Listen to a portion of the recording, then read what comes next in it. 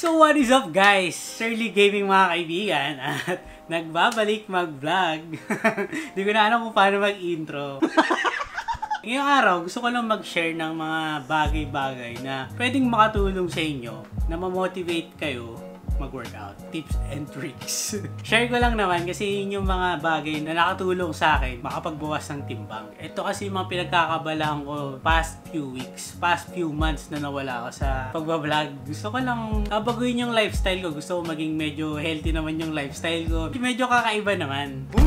Kasi marami nagtatanong sa akin kung ano ba yung mga workout routine na ginagawa ko. Hindi yun yung pag-uusapan natin ngayon. Gusto ko pag-usapan natin ngayon yung ilang bagay na makakatulong sa inyo para ma-motivate mag-workout. Kasi kailangan magsimula sa sarili nyo bago kayo mag-start mag-workout. Here we go again! Ang unang-unang makakatulong sa inyo dyan ay yung mindset nyo.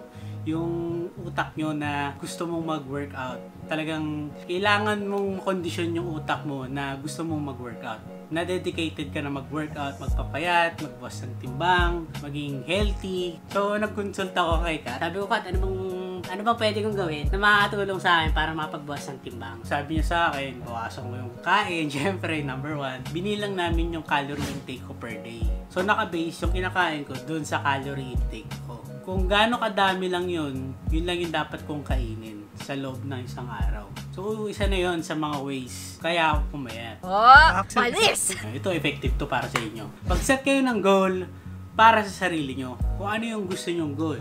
Gusto mong magpapayat lang, gusto mong mag-gain ng muscle, gusto mong maging healthy. Iba't iba yung ways para gawin yun.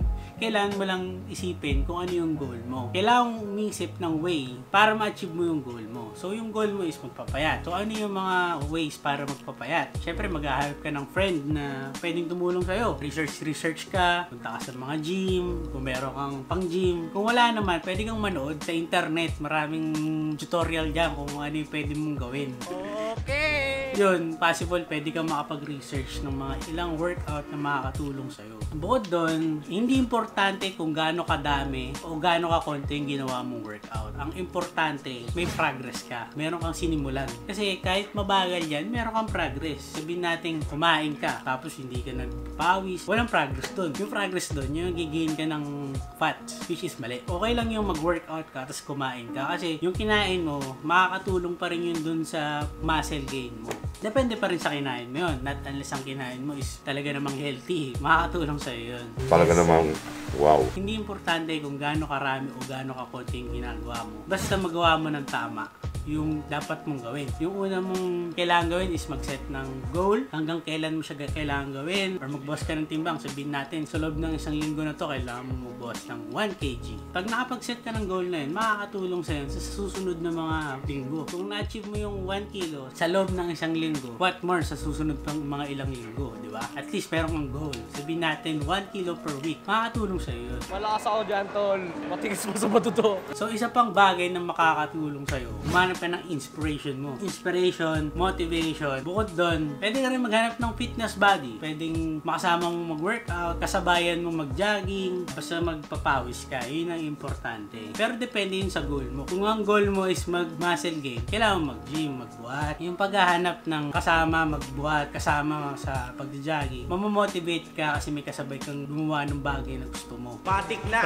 Alam na! Bukod doon, kumain ka ng tama. Kumain ka ng healthy food. Hindi naman sa pinagbabawa lang ang kumain ng mga unhealthy food. Kailangan mo lang mag-control. Learn to control yourself. Kasi kailangan yun para mabilis magbawas ng timbang. Huwag mong biglayin yung sarili mo na mag-diet. Huwag mong biglayin yung sarili mo na hindi ako kakain. Ayoko kumain ng marami. Ang gawin mo lang is portion by portion. Kung sa isang araw kumakain ka ng 2 kanin, isang meal, bawasan mo siya. Kung dati kumakain ka ng 2, bawasan mo ng kalahati, di 1.5 na lang. Tapos effective, palitan mo yung plato nyo sa bahay. Bakit ganun? Bumili ka ng mas maliit. Kung sabihin natin yung plato nyo ganito kalaki, bumili ka ng ganito kaliit. Kasi yung serving ng pagkain dun sa maliit na plato, mas masasanay ka sa ganong serving. So pag bumalik ka dun sa dating plate nyo na malaki, malulula ka. Kasi sabi mo, ang dami naman itong kakainin ko. Sobrang effective yun kasi yung plate namin dito sa bahay, maliit lang. Mas malaki na ng konti sa platito. Ay, supuli! Effective yun. Kasi konti lang yung mailalagay mo na serving. Ang follow-up nun is yung pagbuwas mo ng intake ng food or kanin or kung ano mang pagkain. Kasi portion by portion babawasan mo siyang babawasan. Kung mapayat ka naman, di kain ka ng marami. Depende pa rin kasi sa tao. Yun yung effective way sa akin kasi kaya ako pumayat. Enjoyin mo lang na magbuhat, mag-jogging. Kaya kailangan mo may kasama ka para ma-enjoy mo yung pag-workout. Kasi mahirap nga naman mag-isa na bubuhat-buhat ka lang, wala kang kausap, di ba? Mahirap yun. Naghanap ka ng kasama. Tapos may enjoy mo rin yun. Eventually, yung tinatakbo mo sa treadmill, dati, sa loob ng 20 minutes, 1 kilometer lang. Eventually, bibilis kang tumakbo. Yung pace mo, bibilis. Dapat, i-challenge mo rin yung sarili mo. I-challenge mo din siya na, sa susunod na araw, kailangan ko mag-gain ng 200 meters. Mga ganun. Pero sinabi ko nga sa inyo, hindi importante kung gaano karami o gaano kakonti yung gagawin nyo. Basta tama yung paggawa mo dun sa bagay na yun. So, marami kang repetition nung pagbubuhat mo, mali naman yung form. Mahirap yun. Magkakaroon ka pa ng problem sa katawan nun kasi mali yung form mo, pati yung posture mo.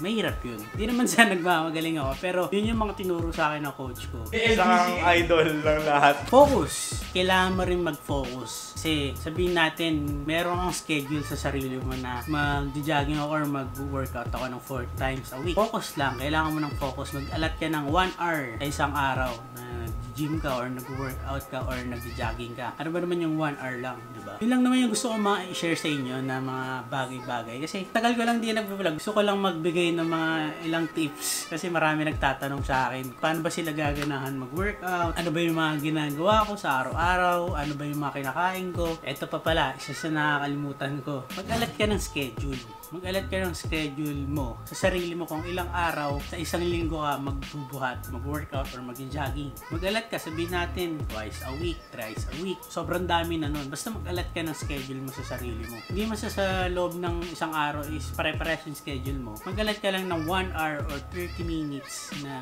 pagpapawis. Kailangan mo yun sa buhay mo kasi sa panahon ngayon kailangan natin maging healthy kasi mahirap magkasakit, sobrang magastos magkasakit. Kaya ingatan natin yung mga sarili natin. Hindi rin tama yung sobra-sobra kasi masama rin yung sobra na pagbubuhat. Mahirap yun. Ako kasi depende. Minsan 1 hour, minsan 2 hours kapag meron akong meet session sa coach ko. Minsan nabot ako na 3 hours. Woo! Isa pa palang bagay na makakatulong sa inyo is kung afford mo mag-hire ng coach. Personal coach or gym coach. Makakatulong sa inyo yun. Patuturuan kayo ng tama pagbuhat, tama pagkain, mga bagay na matuturo niyo sa inyong tama dun sa process na ginagawa ninyo. Pero kung hindi mo afford, okay lang naman din yun. Ako swerte na lang ako kasi yung coach ko, kaibigan ko nung high school, si Coach Angelo. So, isa lang yung coach ko. Pero marami akong kaibigan coaches sa gym. Halos lahat ng mga coach dun sa pinag-gyman ko, kaibigan ko din. Makakakwentuhan ko pag nagbubuhat ako. So, makakatulong sa inyo yung mag-hire ka ng coach, personal trainer. Makakasahan ko pa din. Saka ito, isipin mo, pag napagod ka na sa ginagawa mo, talagang sobrang na-fed up ka na, napagod ka na, kasi ilang linggo mo siyang ginagawa, ilang buwan mo na siyang ginagawa. Lagi mong iisipin, bakit ba ako nagsimula? Bakit ko ba sinimulan tong journey ko? Lagi mong iisipin yon. Pag pagod na pagod ka at bakit ko ba siya sinimulan? Para saan ba? Mag-gain back mo yung motivation mo na ituloy yung bagay na yun. Iboy ng loob. Andito ka na sa phase na to, tapos hihinto ka na, tapos titigil ka na. Hindi ka na magbubuhat. Hindi rin healthy yun kasi once na huminto ka, yung muscle na na-gain mo, magiging fat siya, tataba ka. Kaya lahat na nag-gym, pag huminto, tumataba, natatabunan siya ng fats. Tips and tricks. Ano pa ba? Isa pang way na makakatulong sa inyo is mag-join ka sa isang fitness class, sports class. Kung mahilig ka mag-basketball, maghanap ka ng mga kaibigan na mahilig mag-basketball. Maghanap ka ng kaibigan na pwede kang samahan sa isang fitness class. Subscribe pare. Siyempre, pag napagod ka, magpahinga ka. Bigyan mo ng rest yung sarili mo para mag-gain ka rin ng energy. Parang pinagod mo ng pinagod yung sarili mo, magkakasakit ka naman. Kailangan may rest ka din. Yun lang naman yung mga tips and tricks ko. Siguro ito, medyo mahaba na yung video na to, pero yun lang naman yung mga gusto kong i-share sa inyo na makakatulong sa inyo para makondisyon yung sarili nyo na mag-workout. Kaya ako rin ginawa tong video na to is para ma-motivate kayo na mag-workout. Kasi mas okay na healthy tayo sa ganitong mga panahon. Di ba? Kasi mahirap magkasakit. Sabi ko nga kanina. Hanggang sa susunod na vlog, huwag niyong kakalimutang mag-like, comment, and subscribe dito sa channel ko. I-share niyo na din tong video na to para mas masaya, di ba? Tapos i-ring niyo yung bell na yan. Dito lang yan sa youtube.com/LizPagan. Peace.